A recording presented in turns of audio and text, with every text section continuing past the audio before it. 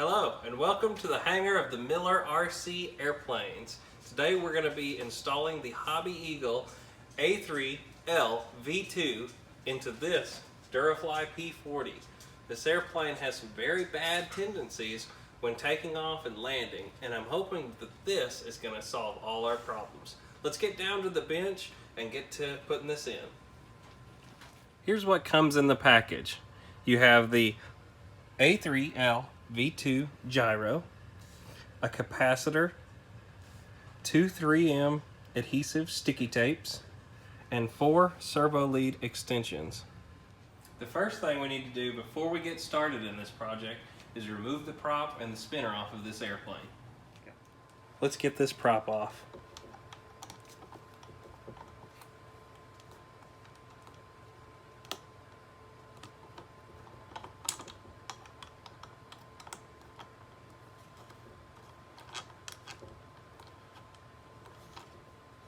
Get all 4 of these off and we'll be right back.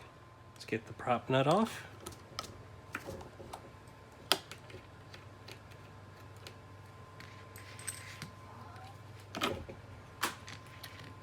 And slide this off.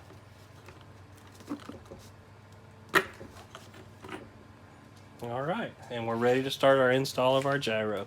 First thing we need to figure out is where we're going to install the gyro. Let's get the hatch off. Here's where I have my receiver originally mounted.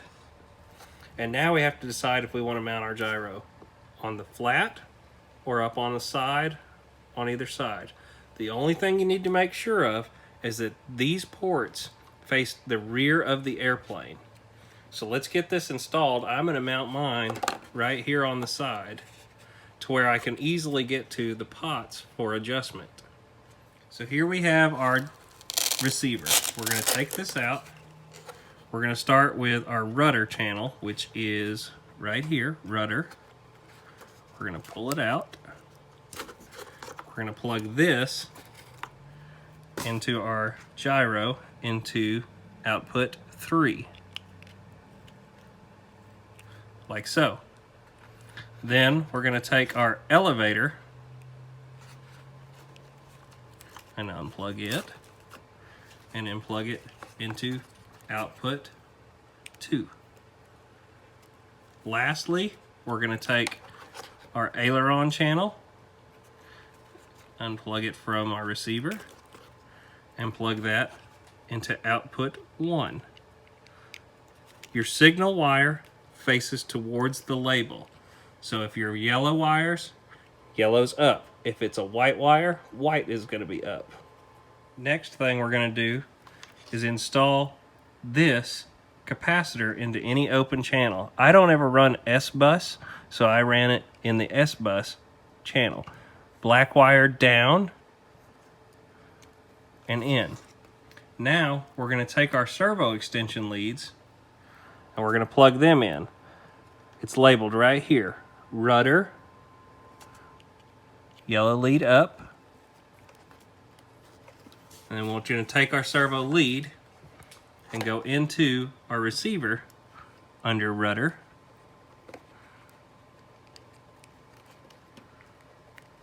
Then we're going to take our next lead and we're going to go elevator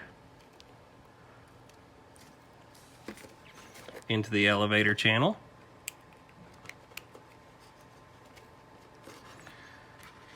We have another lead. We're going to take this into the aileron channel. Yellow wire's up, of course. And we're going to plug that into our aileron channel. If I had an extra channel in here, I could run one to the mode switch if I wanted to be able to turn the gyro on and off. I'm going to fly this airplane with the gyro on all the time. It is recommended, if this is your first time flying this airplane, to run this with the gyro off and switch it on in the air. In this situation, I don't actually have that ability. So I'm going to be taking my chances and taking off with it without doing that. The next thing we're going to do is take our 3M adhesive sticky pads, put them on the back of the gyro. So let me get it peeled off.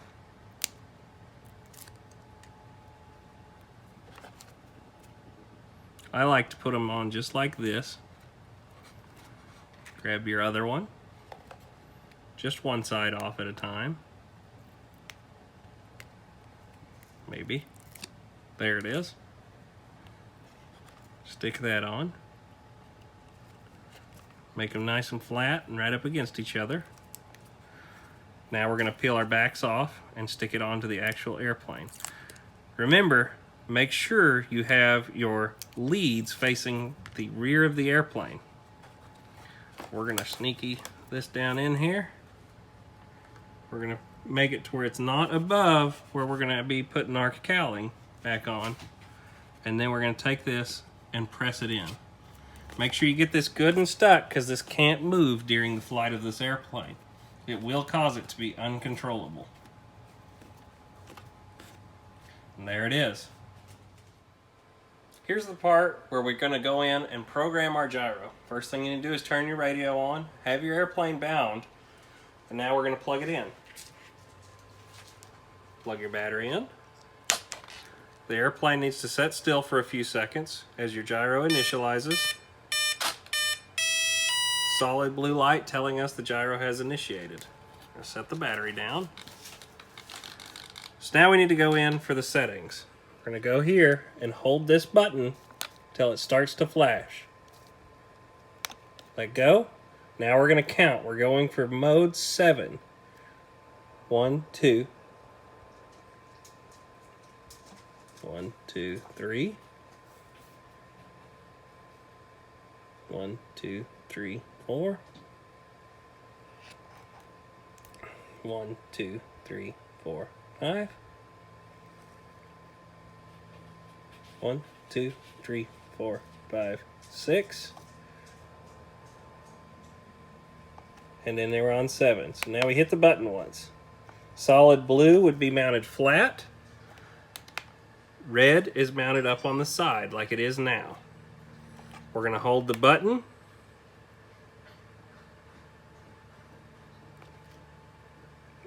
Well,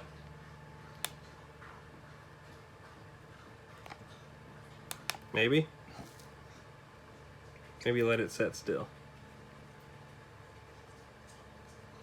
There it is. Some of them are different. Either you have to hold the button or you let it go through it. Now we're back into this setting menu. To complete our settings, we're going to just hold it. It'll flash, and now it's back to blue. We're back to the normal operating position of this gyro. Now we have to start checking our control surfaces to make sure they're all correcting in the correct direction. I really can't figure out a good way to film this, but right now what we need to do is check our control surfaces. When you move your control surfaces, the elevator, the ailerons, and everything's going to start moving. I'll try and explain this the best as I can, but as the control surface moves up, it should correct up in that direction also. So when I go like this, your aileron should go up. Vice versa, the other side should go down. Elevator, when I go up, this should go up, like this. Both of these are correcting the wrong direction. The rudder, when I lead the airplane into it, it should correct this way as I'm turning into it. See it turning that way. The rudder's correct, the aileron and the elevator are both correcting in the wrong direction. Let's get into the gyro and fix that. Your aileron direction is going to be blinky light number 2. Your elevator direction is going to be blinky light number 3. And your rudder direction is going to be blinky light number 4. We know we need to change the aileron and the elevator, so let's get into the gyro and do it. So aileron is blinky light number 2. So we hold the button, flashing, 1, 2. We're going to stop it. We're going to change it to red. We're going to let it go.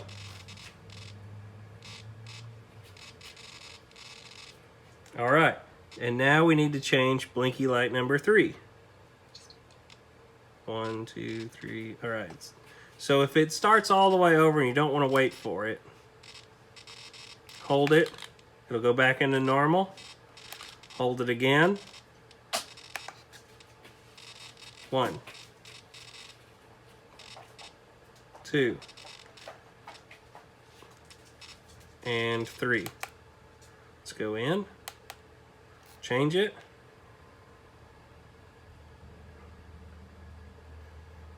Blinks. Back into the sequence. We're going to hold it. And now we're back into normal mode.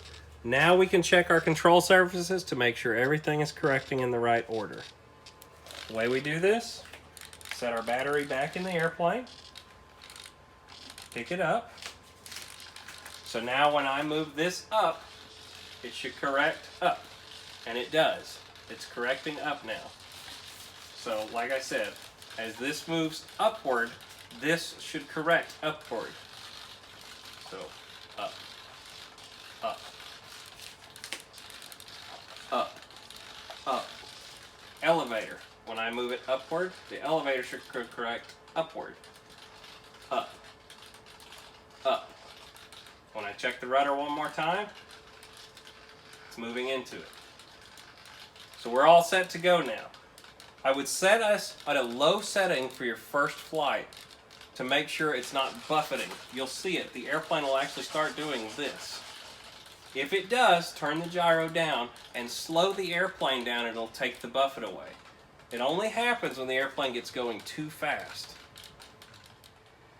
Alright, now we need to adjust our gyro sensitivity. I had it turned up for the first part of the video. It's going to turn solid blue. That means it's synchronized. Alright, so I don't need it near this sensitive. So we're going to go into pot 1 and we're going to turn it towards the negative. Now it's barely moving. And then I can adjust upward if I need more gyro or less gyro as it goes. You want to start with it on a low setting to keep from doing the buffeting. Alright guys, let's get this thing back together and get it out to the field. Thanks again for coming by our channel. Like and subscribe for more videos. I hope you found this helpful. Thanks and have a great day, guys.